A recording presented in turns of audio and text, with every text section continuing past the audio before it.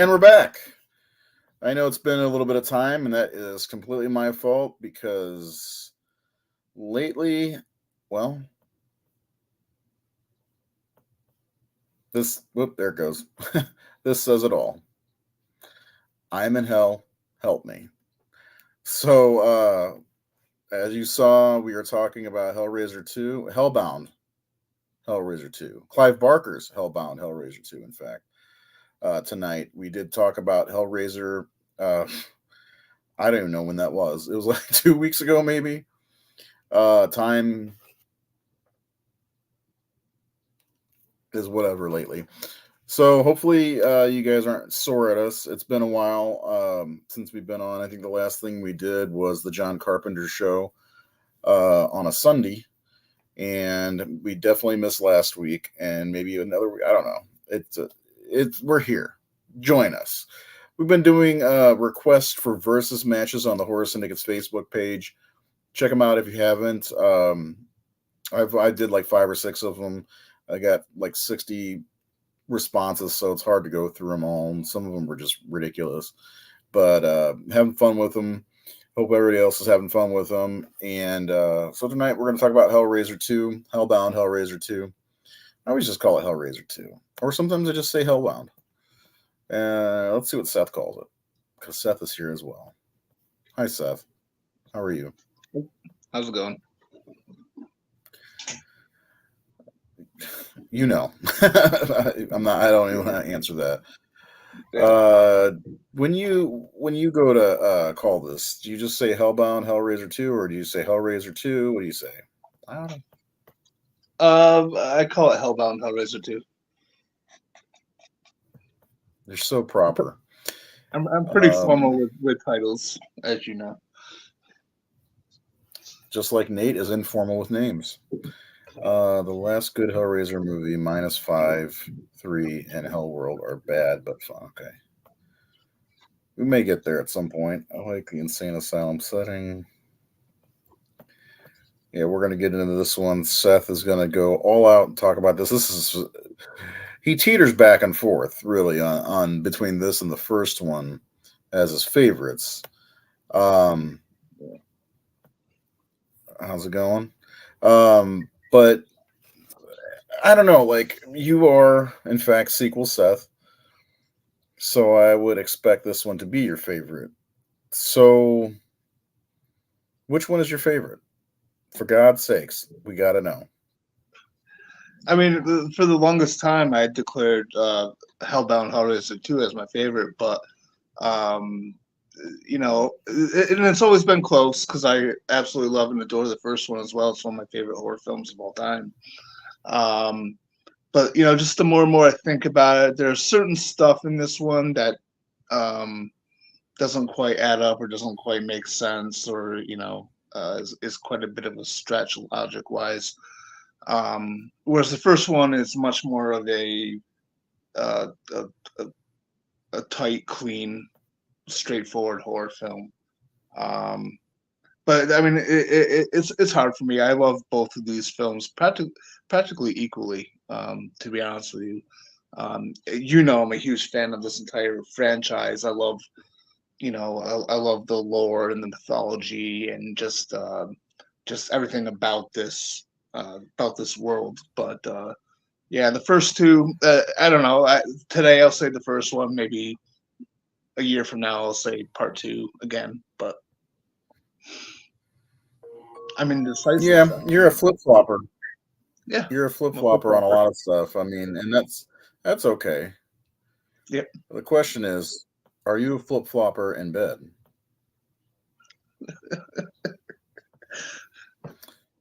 Magician never revealed. I didn't mean that in any like sexual sense. I know. Well, I didn't even mean it in that way. When I would fall asleep, apparently, I flip and flop around like a fish. My wife used to say. So I lay in one position. Very restless. Yeah, I do that. Like I move around a lot. Yeah, but you decided to go all pervert. You never go full pervert. Come on. I didn't go full pervert. I just said a magician never reveals his secrets. Okay, so you didn't go full pervert. Yeah. I Right. just watched Tropic Thunder with my son the other day, by the way. Such a fun First movie. time he'd I ever love it. seen it. It is a fun movie. I don't care what anybody says. It's a lot of fun. It's fucking Uh, hilarious. I absolutely agree with this. Actually, Hellraiser would have been a great standalone movie. It probably would have gone down as one of the best horror movies of all time because, and I've talked about this a few times. I do believe sequels, not this one, but I do think sequels can hurt the reputation of the original movies or any of the movie became before it. When we talked about that with the Halloween franchise, with Yeah. the 2018 movie, I'm like, okay, I liked it, but I wonder if the next one will make me like it more. And I do think that when people look at the Nightmare on Elm Street franchise, for instance, they're somebody said on that post we did a Nightmare on Elm Street versus Friday the 13th, and somebody said single movie Elm Street franchise Friday the 13th. I still think the Elm Street franchise is better than the Friday the 13th franchise overall, but with movies like Dream Child and Freddy's Dead, that drags the whole franchise down.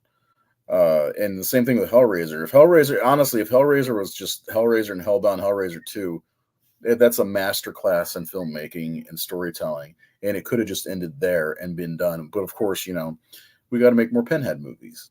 What do you Well, I think mean, about that? yeah, I mean, and technically speaking, the second one, it is the end of the story. It's because I mean, as Technically. we mentioned before, it's the story is Frank and Julia, and uh, this movie perfectly ends that story. It ends both of those characters pretty definitively, and it gives Kirsty some closure, and it brings even closure to the Hell Priest and the other Cenobites.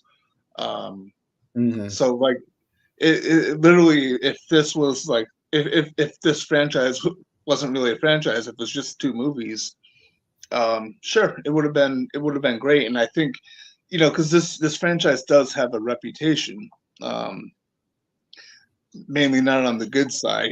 There's a few weirdos like me who love all of them pretty much, but like, Hellraiser, when brought up, is often referred to as one of the worst horror franchises, even though I think there's a lot worse than Hellraiser. But it's always sort of like in that discussion, because especially of the direct to video uh, films.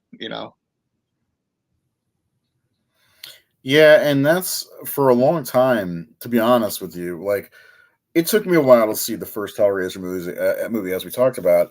And after I saw, I can't remember if it was the third or fourth movie. And I like the third movie. That was the first one I saw. I think it was the fourth movie. And I like that one too.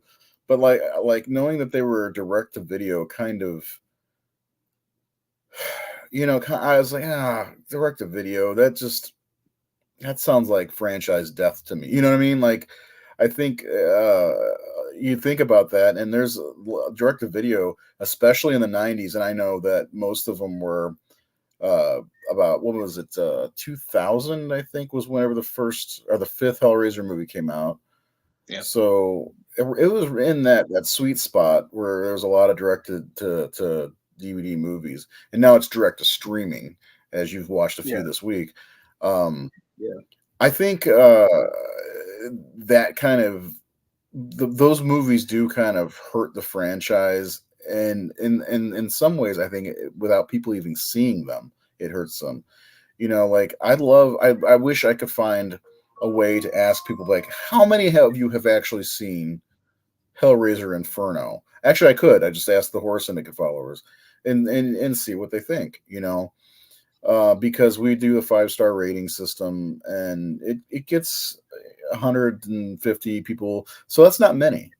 And so I think not being, not seeing them hurts that. And I think being direct to video, that really could have hurt them. Interestingly enough, that's how I saw Hellraiser 5. I saw it direct. It's like, oh, a new Hellraiser.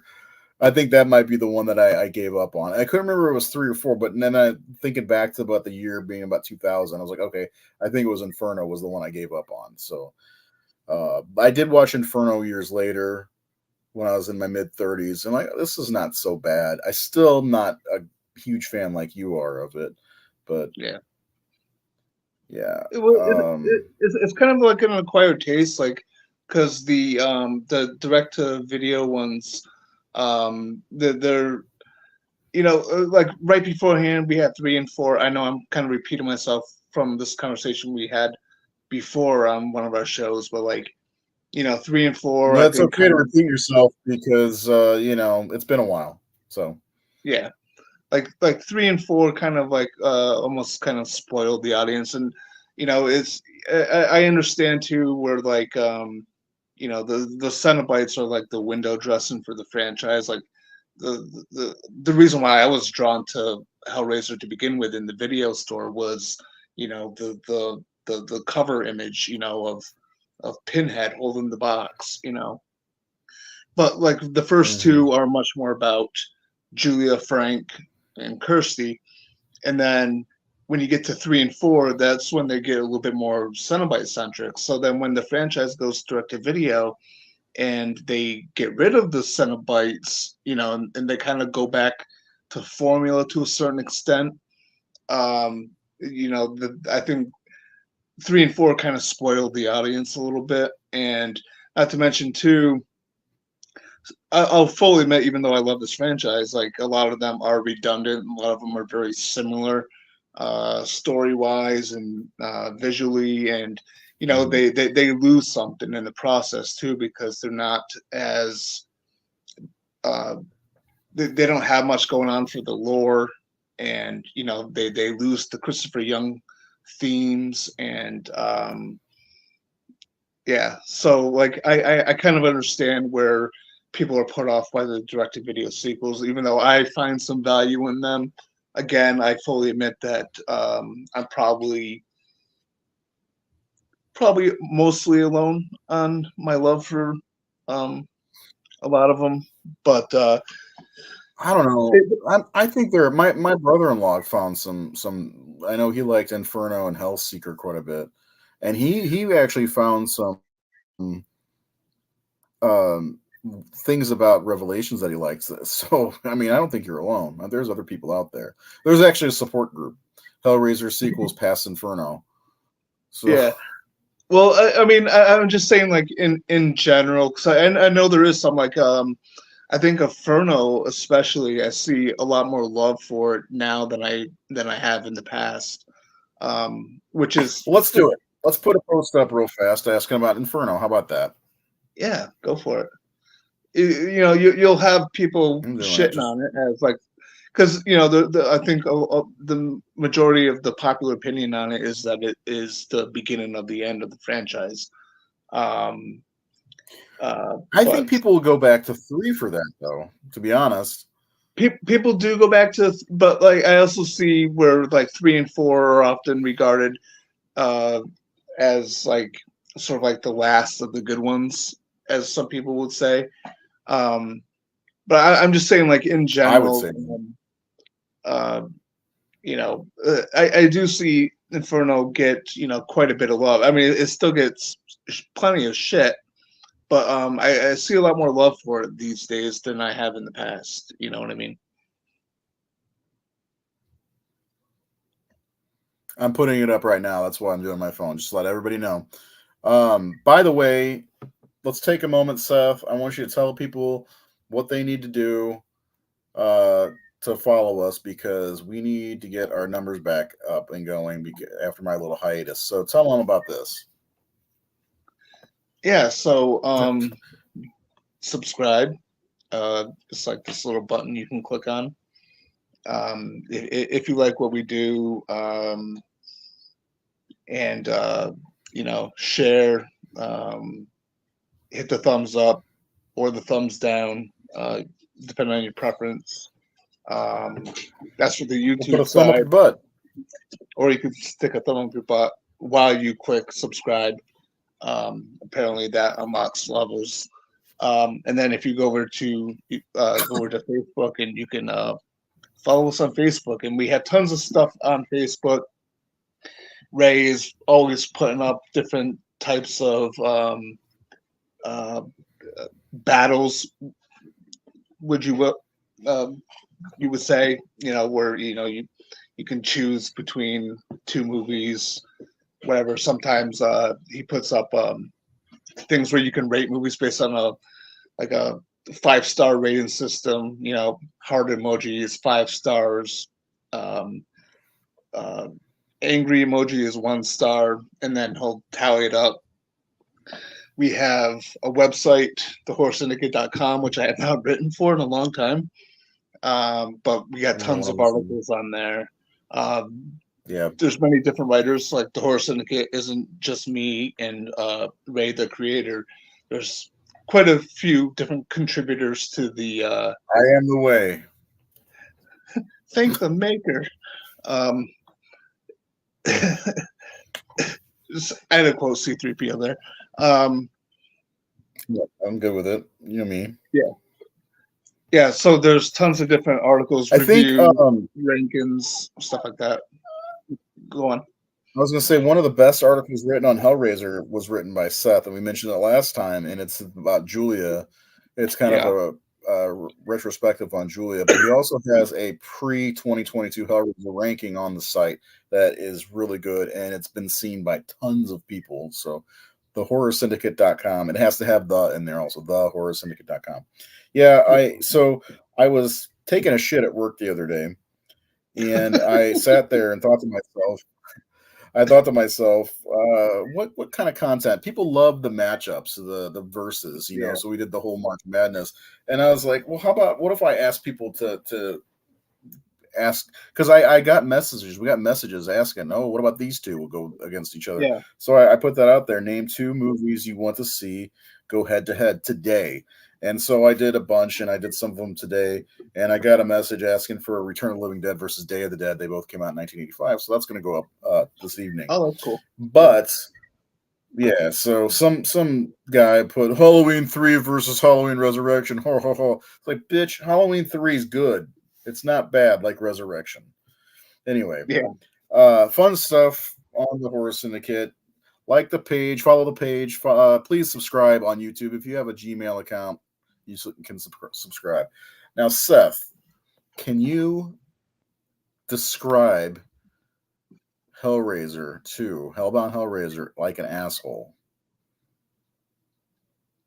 Well, I'm always an asshole.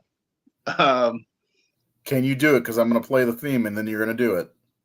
you can play the theme. I can try. I literally had no prep time. I didn't really even. I wasn't even sure if we were doing the show tonight. I know. I like putting you on the spot, though. So.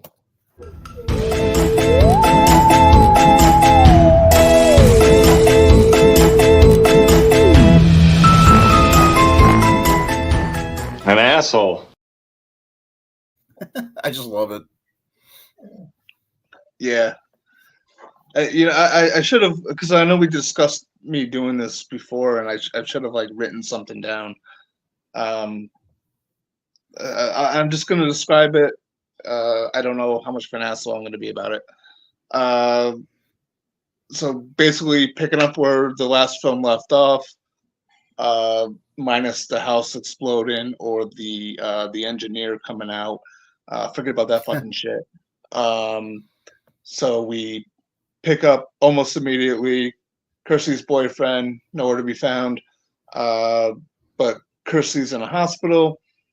She's trying to explain to a cop who is almost half listening about her wild story. And of course, no one believes her. And Kirsty is upset that no one believes her wild ass story that no one would believe it or not.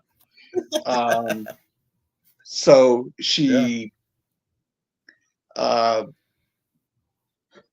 trying to remember the sequence of events here. So basically, she has a vision. She thinks that it's her father saying, "I'm in hell. Save me." Perfect time. And so she thinks that she has to find a way to go rescue her father. In the meantime, there's a doctor named Chenard who, with his apprentice, who is the guy that played Gorman in Aliens.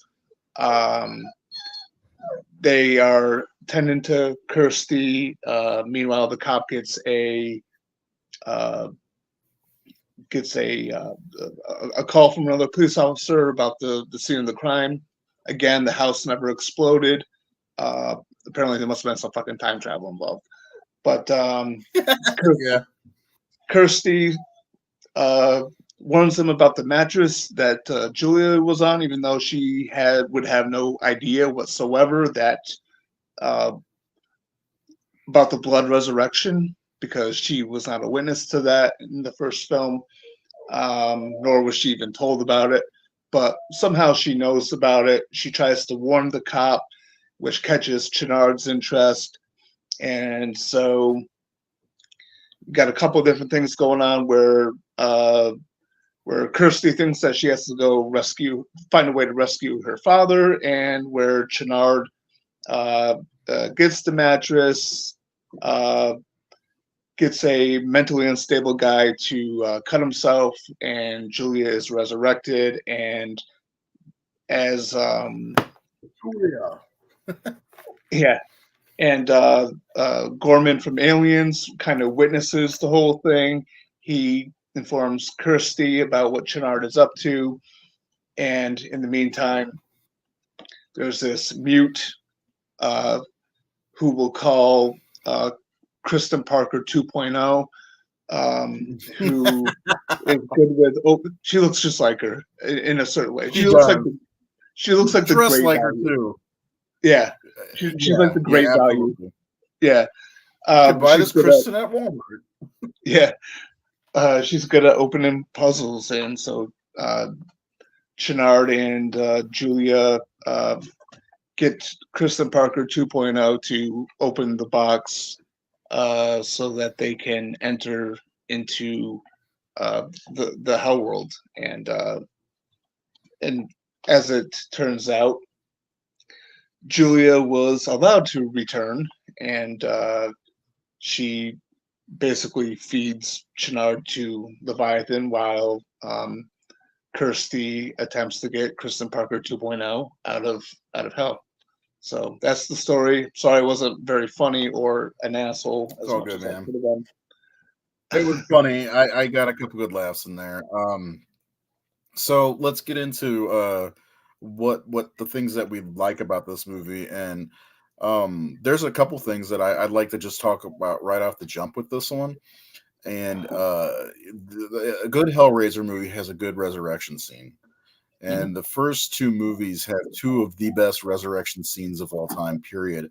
And of course, the blood-stained Julia mattress from the first movie, Chenard brings to his house, and he has a schizophrenic person just cut himself with razor blades because he has, like, what does he think he has on him? Worms or maggots or something like that? Yeah, like and bugs. he just keeps cutting himself with this razor blade. And all of a sudden, Julia's hands and they pop out. She starts like sucking on the guys. It's so gross. And like you sit there, for me, I don't know about anybody else. I just sat there and like, oh my god, like this is happening, And then I loved Skinless Julia. Like she looked awesome. The makeup looked phenomenal. And then I love when they're putting the bandage all on her body. And even that looked cool with the bandages, with the dress, the scene where she punches the mirror. I just thought it was such a great extension from what Julia was in the first movie to this movie. And then eventually, of course, she gets skin.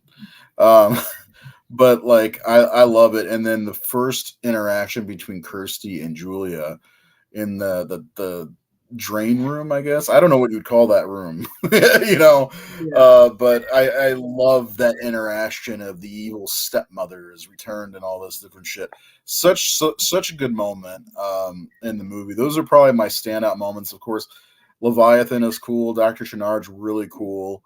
And I love the way he dispatches, the Cenobites.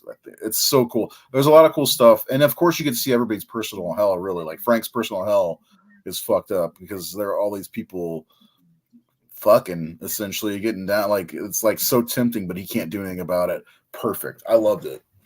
So those are my favorite things about the movie. So I wanted to get mine out of the way quickly because I know you have a lot to say about this one, as it's one of your 2 favorites. Yeah, well, I mean, you're absolutely like spot on with the resurrection thing. Like, for me, that's what's been missing from this franchise. That's the thing. That's the key element. I think that's been missing for the majority of the sequels. And it's like one of those things where it's like, I can't remember how far they went with it with Revelations, but it's like the one aspect I will give to Revelations is where it kind of feels like old school, and with what they were attempting to do. That's why I always say they tried with Revelations, something like that. Sorry, didn't mean to cut you off, but that's one of the reasons. Things I agree with you 100% on. Go ahead. Well, and that's what makes Revelation so frustrating, because it had all the it had the ingredients it needed to be like one of the best sequels, and it was just poorly executed and rushed. But the resurrection sequence, especially in this one, is really cool. And I remember my first time watching it, like I squirmed and I had to look away a little bit, like when he's cutting himself, and like because it's just so gratuitous and so vicious. And it was just such a cool sequence. I think they, I love the resurrection of Frank in the original, but I think they kind of one up themselves with Julia's resurrection, just because of I think they're both so very inventive, and they're very different, which I applaud them for not doing the same thing. You know what I'm saying? So yeah, I do think they won up, because this one is grotesque. Both of them are, but this one really gets you like, Yeah, absolutely. And then it's just as I mentioned this before, like I'm a sucker for like sequels that feel like extensions to the first one, like Frankenstein, Bride of Frankenstein. Right, that type 100%. and I feel like this is that type, and so it feels like it's just the second half of one big story. And furthermore on that, just Julia's arc, right? The way they just really expand upon Julia. So now, as the film starts off, Julia is in the Frank position, where she's the one being resurrected. She gets someone else to bring her people so she can get her flesh back. Of course, it's much quicker than Frank's, because Chinar just keeps bringing his patients to his house, and you see a shitload of bodies like in that one room. So like she had more access to people than Frank did. So her process of regenerating was much quicker.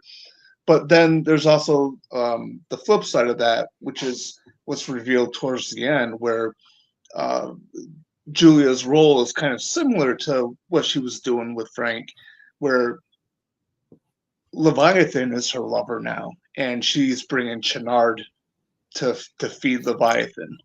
So I kind of like that, and like, and as I mentioned, especially in that article, which I highly recommend people read, because I'm much better at getting my thoughts out in written form than I am speaking. But like just the whole evolution of Julia from the first film to this one, to what she becomes. Like she literally becomes the queen of hell. She literally one-ups, like she gets the upper hand on Frank. Frank pulled her into all this shit, and at first, like in the originals, like she was hesitant to do it. There was like that great moment after the first kill where she looked at herself in the mirror. There was like the moment in the original where she was protective of Larry and trying to prevent Frank from killing him, and then just by the end she's fully in it, and now she just she's now in hell. She's now Leviathan's lover, to a certain extent, and now she's got all this power, and she's more dangerous than Frank. Becomes Right, and she's not Julia anymore. I mean, if you think about it, No. she's like you said, she's kind of like the Queen of Hell.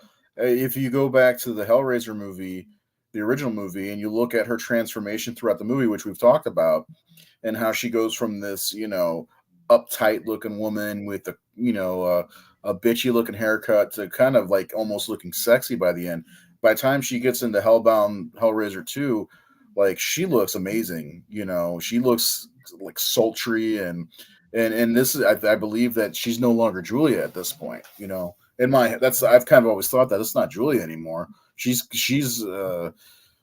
proceeded beyond Julia thanks to Yeah, Leviathan. she totally loses herself. I mean, because you could Mhm. even go further back. Like if you think about the events of the first Hellraiser in more of a linear form, if you want to start with the flashback of her remembering her first interactions with Frank and Mhm. how she was so sort of innocent Oh when she yeah. first opened the door, and Mhm. Frank kind of just opened up her world, and ever since that, she progressively evolved, and to the point where in this she's almost like an unstoppable force. She's pulling Chenard's strings.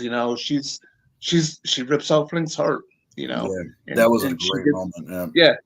Well, she repeated his line from the first one, uh, "Nothing personal, babe," or something like that. Mhm. So I mean, that's one of my favorite things about the first two films is the Julia character. I think the Julia character and her arc is just so cool throughout both of them, and that's one thing that I love about these two films together. They really complement each other. I think part two, despite having some sort of inconsistencies here and there, again, go back to the house still being attacked. We're gonna definitely get into that in a moment because I definitely want to hear your thoughts on things that don't work after we're finished with this part.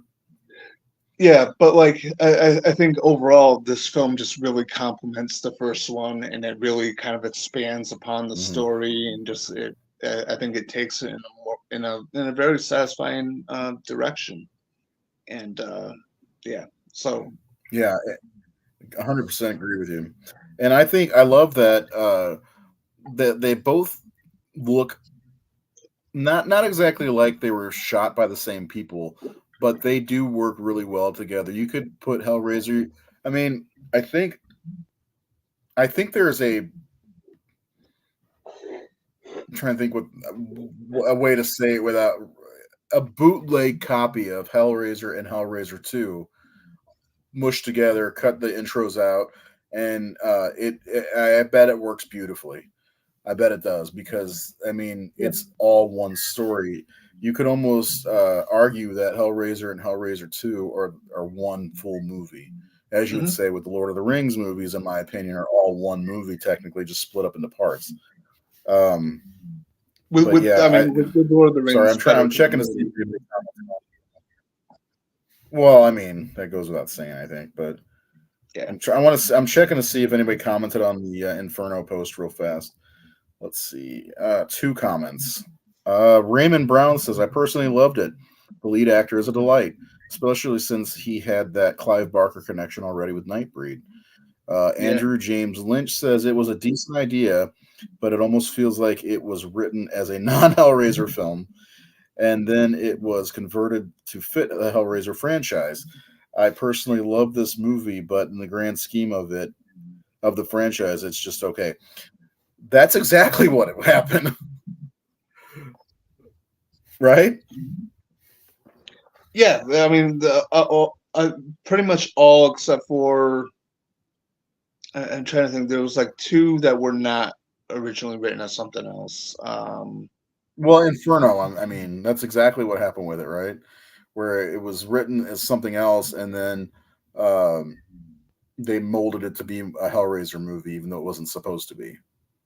Right, but I mean, I would argue that um, I think spiritually, Inferno kind of goes more back to the roots of the Hellbound Heart, with it being about someone who seeks the box, someone who opens the box, whatever, instead of being about the Cenobites as they were in the previous two. But we'll get to that film. I'm looking forward to that discussion. And for my money, I think while you're a big advocate for Inferno, I really enjoyed Judgment quite a bit. So, I thought you were going to sign off. No, for some reason my phone is not charging. Oh, there it is. Okay. Telling you, man, if you haven't got one of these stands yet, go to Dollar Tree. If you got a Dollar Tree, I can't really see it, but it's a really nice stand, and it doesn't mess up my charge. But anyway, so let's get into some of the issues with this. When you mentioned the house, which, of course, at the end of the original movie, what happens? It explodes. There's no coming back from that. I mean, in Poltergeist 2, we don't see the house come back. So, you know, but what are some of the other kind of gripes you have with this one? Well, I mean, If well, I'll just put it this way: any type of criticisms I throw towards this film are just, in my opinion, minor nitpicks. They don't bother me at all. Again, this is one of my favorite horror films.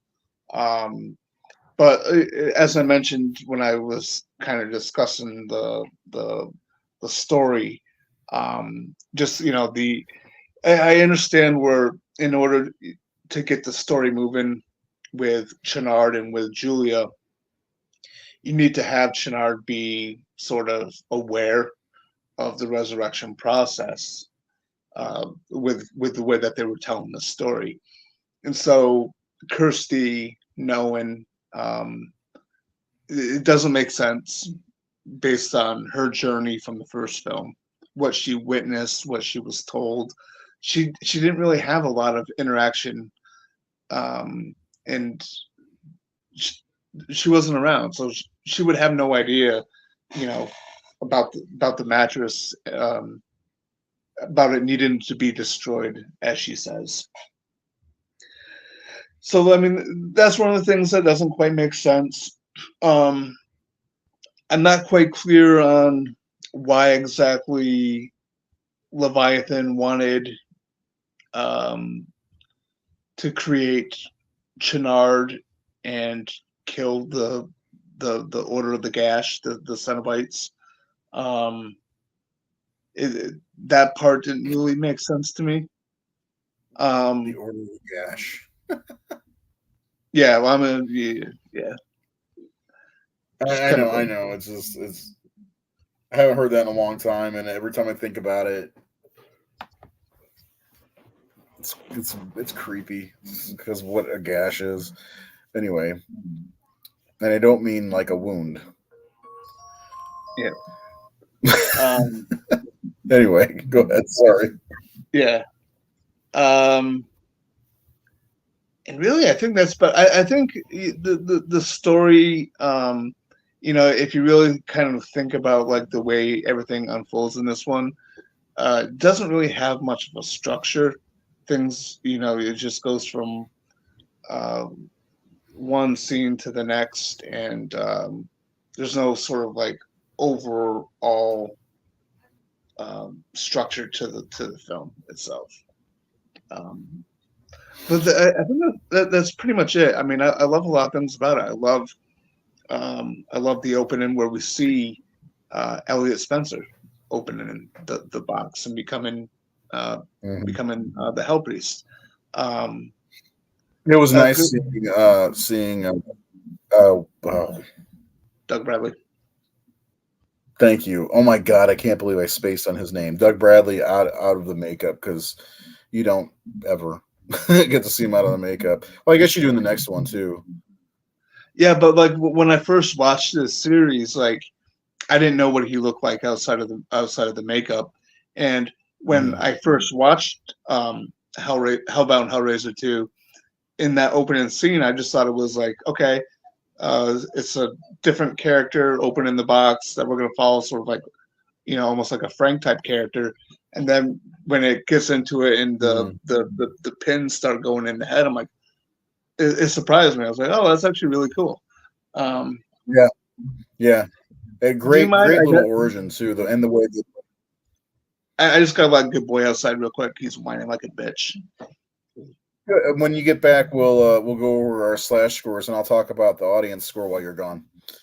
Okay. All right. So, as we mentioned, we do the 5-star rating system, and we're gonna start over once we hit 60,000 followers, which we're at 58,215. I just checked. So tell your friends about the Horror Syndicate. Invite them, bring them all in, so we get to 60,000. We're gonna restart, go all the way back to Nosferatu and the movies from 100 years ago, and start all over because I lost track. I'll be honest, I lost track. And we've got so many new followers that it doesn't hurt to do this again. If you don't like it, sorry. But we'll be doing stuff like that for a while until I get 1,000 of them done, so we can have a top 1,000 horror movies of all time, and it'll be John Carpenter's The Thing at number 1, more than likely, and Aliens number 2. Even though yesterday we proved there's a consensus vote here that Aliens is not as much as loved as John Carpenter's The Thing. Thank God. I thank Carpenter.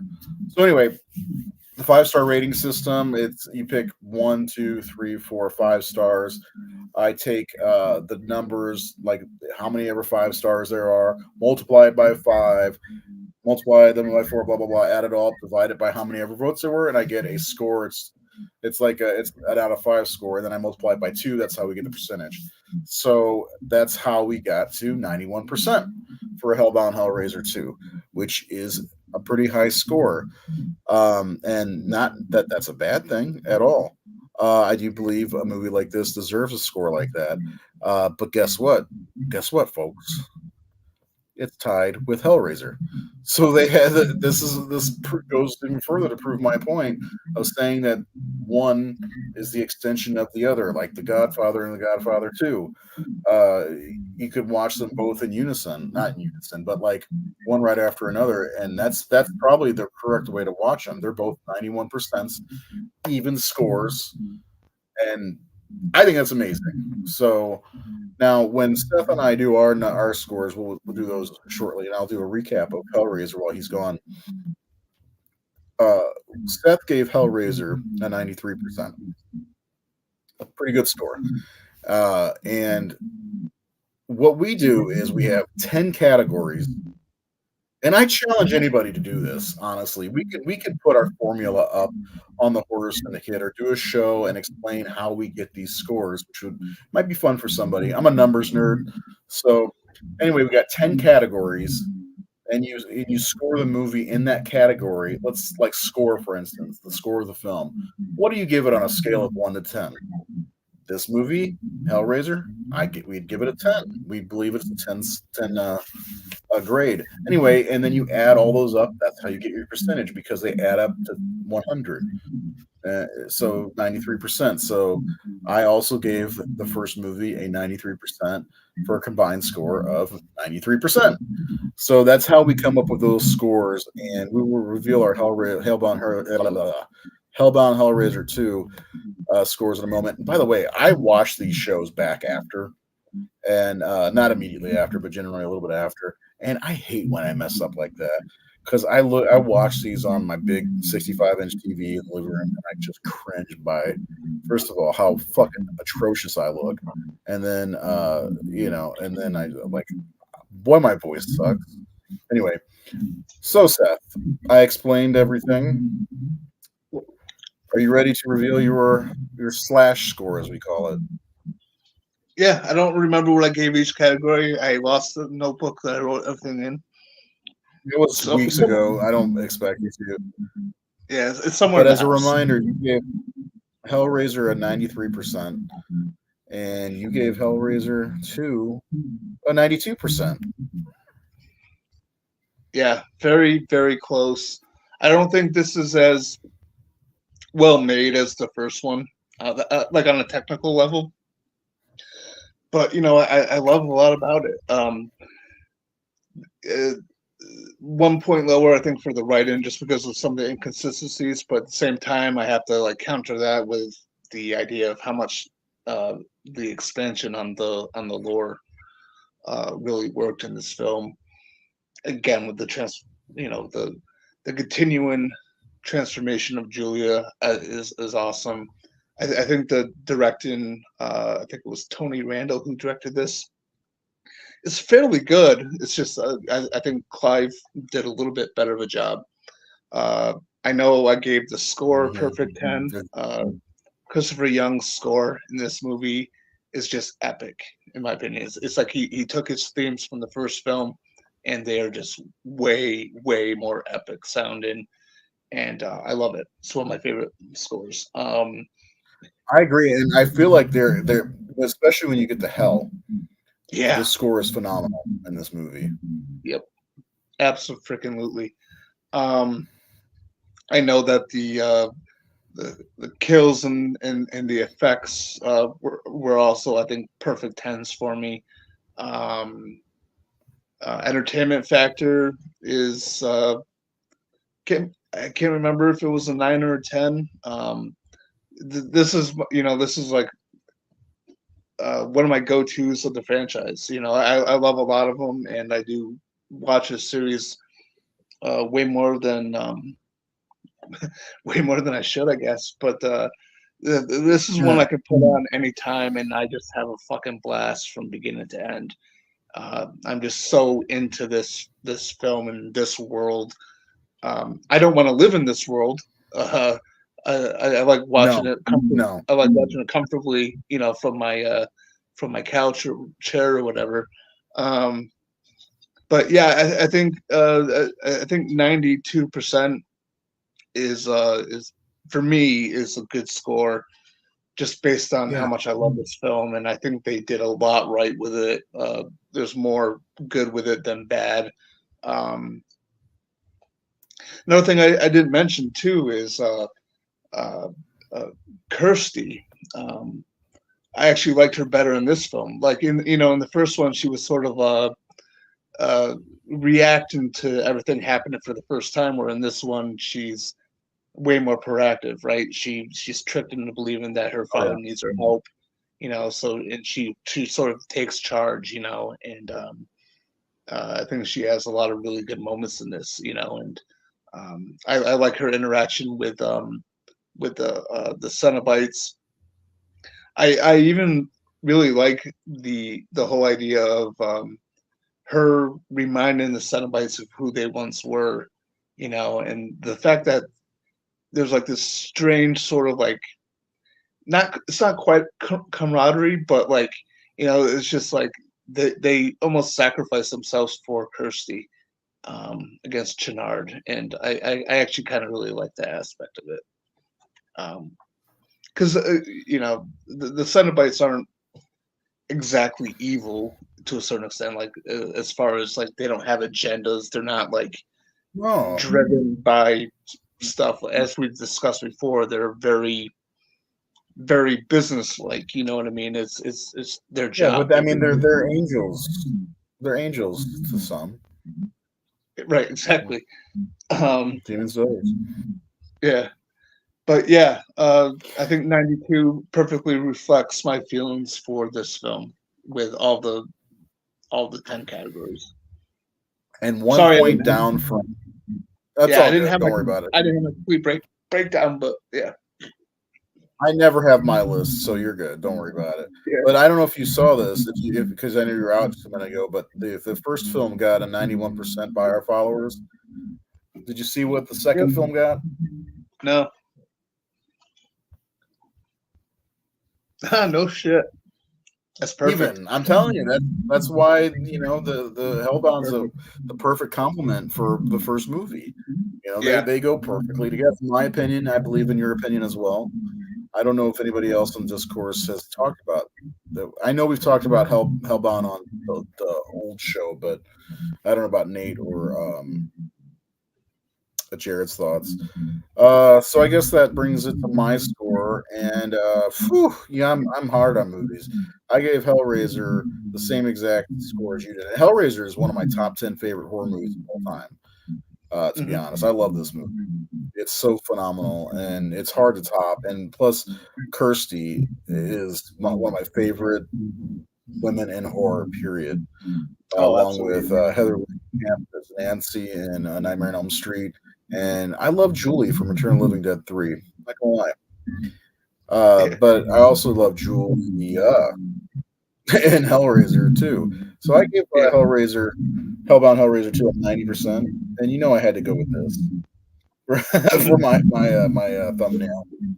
Yep. Yeah, I mean I've been saying it all night. Great extension to the first movie, great effects. This is one of the best scenes of the franchise, in my opinion. Yeah. This scene right here. I really love the addition of Dr. Chernard.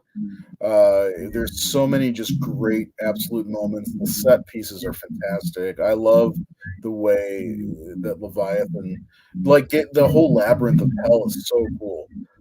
Yeah. I mentioned it earlier that with the Frank's torture, and it's just so cool. Really good movie, man. I like this one quite a bit. I don't reach for the Hellraiser movies. I got to be in a certain mood for them. But when I do, I'm always entertained because they're very entertaining movies. But yeah, I really dig this one almost as much as I dig the original. And our combined score is 91%. So I think it's a pretty fair score. 93% for the first one, as you remember. Mhm. There we go. And then we give it a 91% here. So it'll be interesting based on our slash scores how these rank out. And remind me, are we doing single episode for Hell on Earth and Bloodline, or are we doing an episode with both of them? Because I cannot remember for the life of me how we scheduled it out. From what I remember correctly, we're doing individual episodes on 1 through 5, and then we were gonna double up Hellseeker and Debtor, Hellworld, and Revelations, and then I think we were gonna do individual episodes on Judgment and We're gonna do Debtor and I can't remember what it's called. You just said it too. Hellworld together because they both came out the same year. Okay, I was just thinking chronologically, but I know. So do you want to do a single episode on Hellseeker? Or No. I mean, I suppose we could double up Inferno and Hellseeker if you want. No. I was just saying Revelations and Hellseeker in the same episode. Okay. I don't want to do Hellseeker in its own episode, and you want to spend some time on Inferno. So, no, I wonder if we could double up Hell on Earth, because I mean, there's not much there, There's a little bit there, and Bloodline is. I think Bloodline's underrated, to be honest. Well, I love Bloodline, and not to mention too, I'm gonna reread the original script because Bloodline is famously one of those films that had a lot of studio interference to the point where the director quit and refused to have his name attached to the film, and the writer actually published the original script in paperback form, which I have, and there's quite a bit of differences. So, and not to mention too, I have a soft spot for Bloodline, and I have issues with Hell on Earth. So I kind of feel like those two I kind of want to do individually, if you don't mind. We could double them up if you want. We could go longer. It's all up to you. I don't care. I just don't want the later sequels. I really don't want to do individual episodes for. That's understandable. I gotta be honest. From Hellseeker to Revelation, I'm really dreading to watch because I have not watched them in probably 8 years. I have no problem watching the first 5, honestly, and then I like Judgment, and of course the 2022 film. I love it, so I don't mind rewatching those. But because I have to, I don't have to rewatch 3 or 4 because I've seen them so many times. But I'm absolutely rewatching Inferno. and then I guess I'll rewatch Hellseeker. I barely remember Dead or Hellworld at all. So yeah. I don't know. I don't know. Maybe we should do them in chronological, like you said. Yeah. I mean, again, even with like, we could double up on Inferno and Hellseeker, and that way we could just do them chronologically. Because then it would be Inferno, Hellseeker, and then Dead or Hellworld, and then we could do then Revelations and even Judgment. So yeah, that might work. I mean, if you're okay, I mean, yeah, maybe that's what we should do. Yeah, I'm fine with that. I mean, I'd probably spend more time on Inferno than Hellseeker.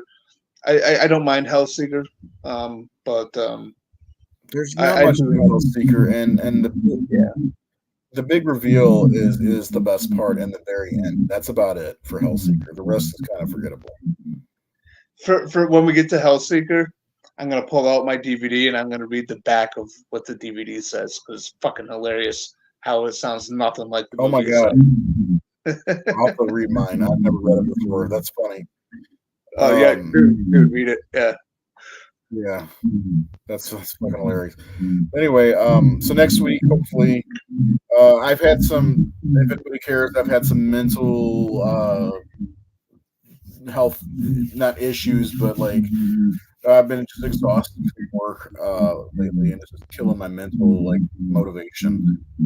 But hopefully we'll be back on. We're not going to be doing Discord for a while because Nate's out doing play or something. I think he's going to play, right? Yeah, Julius Caesar. I don't know how I missed that in the chat. But I feel like it's pointless for me and you to go on doing the show on Sunday if it's just it ends up being this. So we're gonna just do our Wednesday night show when Nate comes back. We'll go back to Sundays as well. And I could use a little bit of a break anyway. So yeah, and then next week we'll be doing Hellraiser 3: Hell on Earth, which was the first one I saw, and I liked the movie a lot. So it's totally different tonal from this movie and Hellraiser, and it's more of a slasher type movie. It's Pinhead's movie, and that's what most people call it is Pinhead's movie, which is good because I mean Doug Bradley's phenomenal role. So and whatever shit script he gets, he does. He really does. Especially when I love that he's in that pillar for so long. Yeah. So anyway, is there anything else that you want to talk about? You know, I feel like I'm forgetting something, but I think I've covered quite a bit of my thoughts on Hellbound Hellraiser 2. I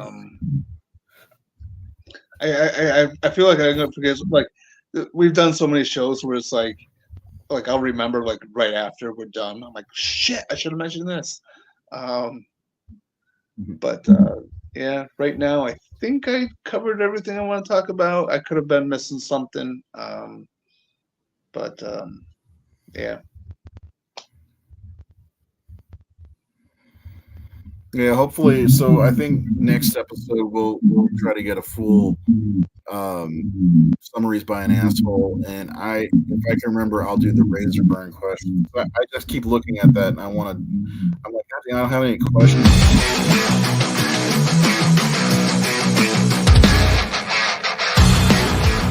Not a bad question, Bert.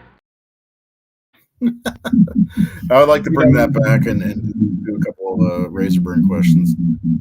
Yeah, I could have some fun with Hellraiser 3 as with the asshole summary thing.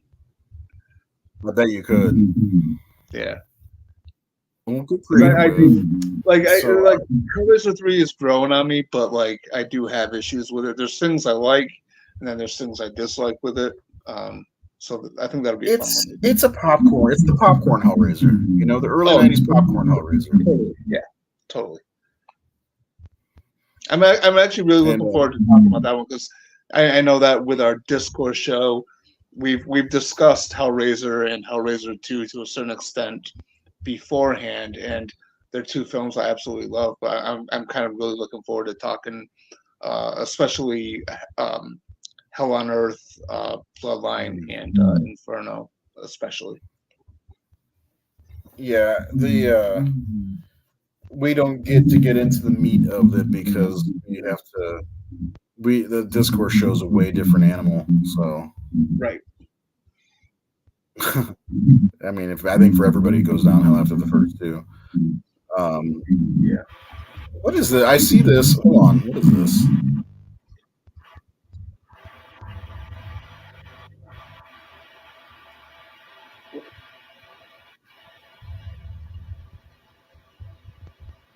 Oh, I guess I forgot I put that on there. Subscribe, like, share, all that shit.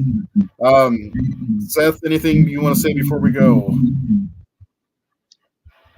You know what? I know you've been having a rough time, so I will not quote Halloween Kills. Psych, Evil Dies Tonight. I appreciate that. No problem, bro. By the way, before we go, I want to tell you, I've been in this funk. So last night I was just kind of sitting there thinking to myself, after I messaged you and told you all that shit, I was laying there, I was like, I need something to get me out of this funk. So I started watching the Superman animated series, which I love. And I'm planning on going back through and watching the Justice League cartoon that follows it, which you need to watch.